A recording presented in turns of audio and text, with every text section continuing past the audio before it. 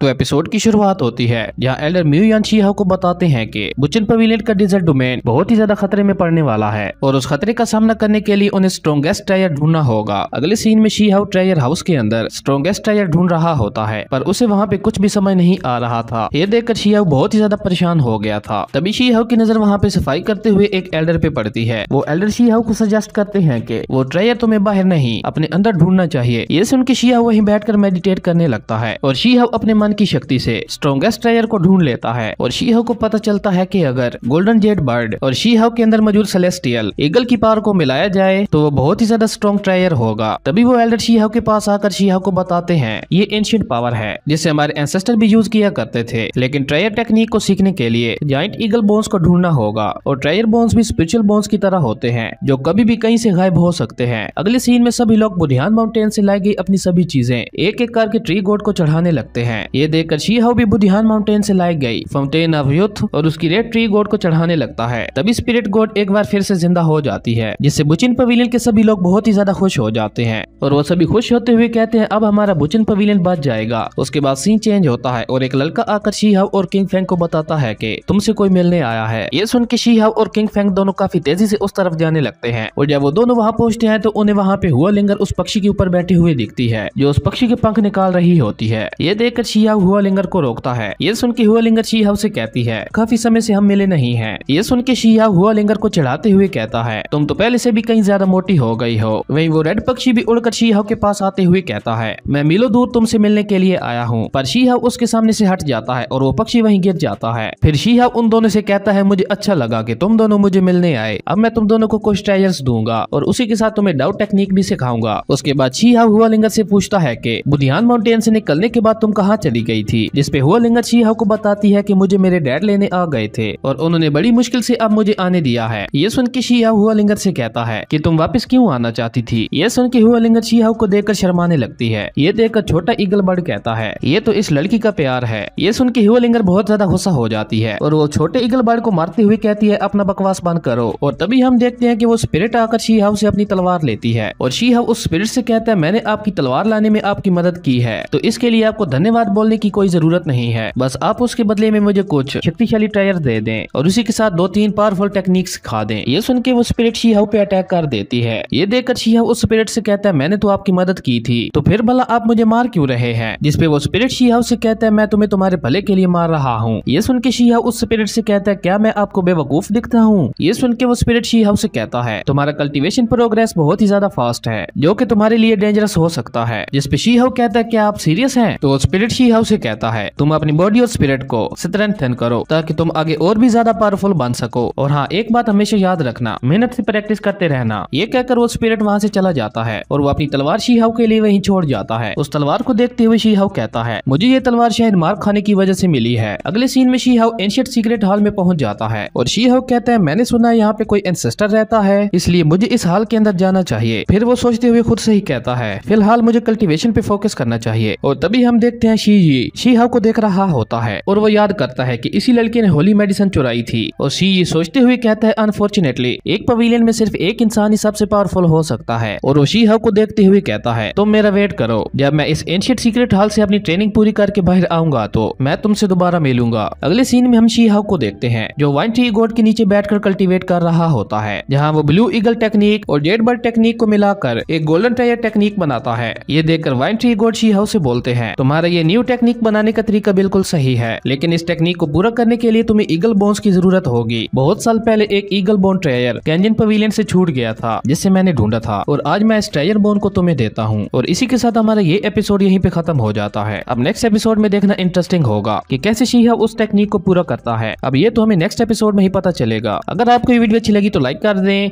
और अगर चैनल पे नए आए हो तो सब्सक्राइब करते जाना। तो मिलते हैं एक न्यू वीडियो में, तब तक के लिए बाय।